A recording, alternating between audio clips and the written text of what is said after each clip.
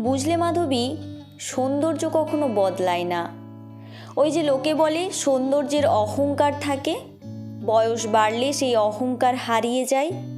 আমি কি বলি জানো, ওরা অহংকার করতেই শেখেনি।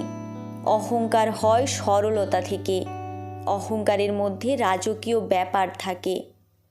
সরল মানুষের সরল জীবন দেখে মানুষ হিংসে করে। ওই সরলতাই অহংকার। মন দিয়ে ভাবলে সৌন্দর্যের প্রকাশ একরকম সরলতা বলেই বোধ হয়। তবে সাধারণ মানুষ এই সরল বিষয়টাকেই জটিল করে ভাবে। অহংকারের মধ্যে জটিলতা এলেই সে ক্ষণে ক্ষণে মানুষকে আঘাত করে।